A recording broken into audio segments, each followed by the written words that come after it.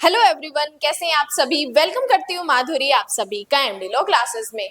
देखो, आज मैं आपको NI act, negotiable instrument act का कंप्लीट इंट्रोडक्शन बताने वाली हूँ कि एनआई एक्ट को हम एग्जिस्टेंस में क्यों लेके आए, एनआई एक्ट का मेन ऑब्जेक्ट क्या है, कहां पर एनआई एक्ट अप्लाई होता है, प्लस इसमें कितने चैप्टर्स हैं, कितने सेक्शंस हैं, सारी चीजें हम डिटेल से डिस्कस करने वाले हैं। तो एनआई एक्ट से रिलेटेड स्टार्टिंग में जब आप एक्ट स्टार्ट कर रहे हो तो कौन कौन सी चीजें हमें पढ़नी चाहिए, कौन कौन सी चीजें हमें देखनी चाहिए, नोट्स में लिखनी चाहिए, वो सारी चीजें मैं आपको यहाँ पे बता रही हूँ। प्लस यहाँ पे मैं आपको सिर्फ और सिर्फ एनआई एक्ट का इंट्रोडक्शन बता रही हूँ। एनआई एक्ट का सेक्शन 1 से लेके कंप्लीट डिटेल्स जो हमारे जुडिशरी पॉइंट ऑफ व्यू के लिए जरूरी है, उसके लेक्चर्स आपको 399 मेंबरशिप में मिलेंगे। कैसे मिलेंगे वो मैं आपको लेक्चर के बीच में बताऊंगी। फिलहाल अपने स्टार्ट करते हैं NI act, negotiable instrument act. देखो, यहाँ पे जो चीजें हैं एनआई एक्ट में, एनआई एक्ट जो है कहां पर यूज होता है, सबसे पहले तो आप ये समझो कि देखो, जब अपने अपने रूटीन में नॉर्मली बिजनेसेस होते हैं, बैंकिंग के ट्रांजैक्शंस होते हैं, पैसों के ट्रांजैक्शंस होते हैं, उन सब से जुड़ा हुआ है एनआई एक्ट। कि अगर आपसे ये पूछा जाए कि एनआई एक्ट किन चीजों से जुड़ा हुआ है, तो आपको बताना है बिजनेस, बैंकिंग और पैसों की लेन देन से रिलेटेड जो होता है एनआई एक्ट जुड़ा हुआ होता है। अब एनआई एक्ट किस लिए बनाया गया, सबसे बड़ा क्वेश्चन आता है कि एनआई एक्ट को हमने बनाया ही क्यों, क्यों हमें एनआई एक्ट की जरूरत, क्यों हमें एनआई एक्ट की जरूरत पड़ी। अब देखो, पहले टाइम में क्या होता था ना, इतने बड़े बड़े लेवल में बिजनेसेस नहीं होते थे, तो पैसों की ट्रांजैक्शन भी कम होती थी। लेकिन टाइम टू टाइम चीजें बढ़ी, टाइम टू टाइम बिजनेसेस ज्यादा ग्रोथ करने लगे, तो पैसों की लेन देन भी बढ़ने लगी। जब पैसों की लेन देन बढ़ने लगी तो लोगों के द्वारा कई बार पैसा दिया जाता तो सामने वाली पार्टी मुकर जाती, या फिर पार्टी ने पैसा दिया ही नहीं और कहती कि हमने तो पैसा दे दिया।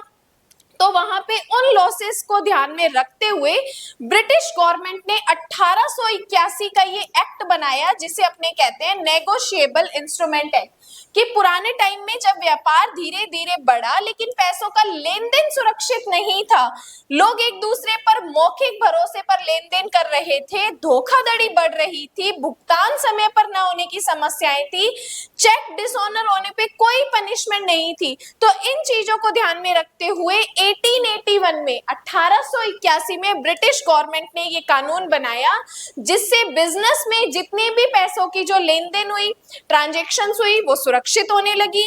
प्लस नेगोशिएबल इंस्ट्रूमेंट एक्ट को एक कानूनी पहचान मिली, चेक डिसऑनर होने पर पनिशमेंट को ऐड किया गया। इस तरीके से चीजों को जो है एनआई एक्ट में चीजों को ऐड किया गया है, इसलिए हम एनआई एक्ट को एग्जिस्टेंस में लेकर आए थे। अब नेगोशिएबल इंस्ट्रूमेंट क्या होता है, दोनों वर्ड है। देखो, इस सब्जेक्ट का नेम क्या हम बोलते हैं, एनआई एक्ट। एन मतलब नेगोशिएशन, क्या होता है नेगोशिएट करना। आई मतलब इंस्ट्रूमेंट, क्या होता है इंस्ट्रूमेंट, तो देखो एक तरीके की लिखत होती है जिनमें हम चीजों को नोट करते हैं। अब देखो, चेक में हम पैसे देते हैं दूसरी पार्टी को सिग्नेचर करके, तो चेक क्या है, एक लिखत है जो कि इंस्ट्रूमेंट में काउंट होती है। अब यहाँ पे देखो, ऐसा कहा कि ऐसा कोई भी रिटन डॉक्यूमेंट जिसके द्वारा पैसा एक व्यक्ति से दूसरे व्यक्ति को ट्रांसफर किया जा सके और वह डॉक्यूमेंट क्या हो, फ्रीली सर्कुलेट हो सके, उसे हम क्या कहते हैं, नेगोशिएबल इंस्ट्रूमेंट कहते हैं। जैसे चेक अपने किसी पार्टी को देते हैं तो पार्टी आगे भी किसी और को दे सकती है, तो वो क्या हो जाता है, एक तरीके से इंस्ट्रूमेंट होता है।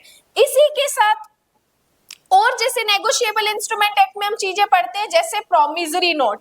प्रोमिसरी नोट में क्या होता है कि एक पार्टी दूसरे को कुछ एक चीज लिखकर और अपने सिग्नेचर करके दूसरी पार्टी को वो लेटर दे देती है, तो वो क्या होता है, प्रोमिसरी नोट। जैसे मैंने कहा कि मैं एक्स नाम के व्यक्ति को 10,000 रुपए दिसंबर 2025 की आखिरी तारीख में लौटा दूंगा, और सिग्नेचर करके ये इंस्ट्रूमेंट जो है हम सामने वाले व्यक्ति को दे रहे हैं, तो ये यहाँ पे क्या हो जाता है, एक प्रोमिसरी नोट। मतलब मैं एक प्रॉमिस कर रही हूँ सामने वाले व्यक्ति को कि मैं इतनी तारीख को तुझे पैसा लौटा दूंगी, तो वो क्या होता है, इंस्ट्रूमेंट होता है। चेक में भी हम क्या करते हैं, किसी एक व्यक्ति को चेक लिखता है, दूसरे को देता है, एक होता है लेखी वाला, एक होता है लेने वाला, तो यहाँ पे वो भी क्या होता है, इंस्ट्रूमेंट होता है। और नेगोशिएबल इंस्ट्रूमेंट में आता है बिल ऑफ एक्सचेंज, ये भी एनआई का है, प्लस चेक जो कि अभी मैंने आपको बताया, प्लस डिमांड ड्राफ्ट भी क्या होती है, यहाँ पे नेगोशिएबल इंस्ट्रूमेंट एक्ट में आती है। अब देखो एनआई एक्ट की और क्या फीचर्स हैं, क्या क्या विशेषताएं हैं जो कि हमें एक्ट को स्टार्ट करने से पहले पढ़नी चाहिए। जैसे एनआई एक्ट क्या करता है, जो पैसों की लेन देन होती है, ट्रांजेक्शन्स होते हैं, उनको सुरक्षित बनाता है, प्लस चेक डिसऑनर पर क्रिमिनल लायबिलिटी को क्रिएट करता है, पेमेंट का एक लिखित प्रमाण होता है, व्यापार में ट्रस्ट और मजबूती बनी रहती है, नेगोशिएशन होता है, हस्तांतरण की सुविधा मिलती है, प्लस होल्डर और होल्डर इन ड्यू कोर्स को विशेष अधिकार देता है। तो ये कुछ चीजें हैं कि हम एनआई एक्ट को क्यों लेकर आए, एनआई एक्ट की जरूरत क्यों पड़ी, एनआई एक्ट की विशेषताएं क्या है, तो इन चीजों को हमें ध्यान में रखना होता है। अब देखो बात करते हैं इसके टोटल 17 चैप्टर। उससे पहले चैप्टर्स को पढ़ने से पहले यहाँ पे जितना भी मैं मैटर आपको पढ़ा रही हूँ, जो भी कंटेंट्स आपको बता रही हूँ, इन सब की जो पीडीएफ है वो आपको 399 के न्याय यात्रा जुडिशरी बैच में मिलती है। प्लस यहाँ पे जो इंट्रोडक्शन मैं बता रही हूँ, इसके आगे आने वाले जितने भी लेक्चर्स है वो आपको 399 न्याय यात्रा बैच में मिलेगा। ये 399 जो न्याय यात्रा बैच है, ये अपनी यूट्यूब पर एक मेंबरशिप है।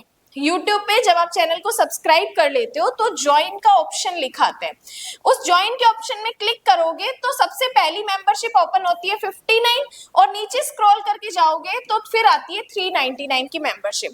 इस 399 मेंबरशिप को अगर आप आज प्रेजेंट की डेट में ज्वाइन करते हो तो वहां पे आपको पॉक्सो कंप्लीट मिल जाएगा। पॉक्सो सेक्शन 1 से 46 तक हम डिटेल पॉइंट ऑफ व्यू से पढ़ चुके हैं। प्लस वहां पे भारतीय साक्ष्य अधिनियम की कंप्लीट क्लासेस मिल जाएंगी।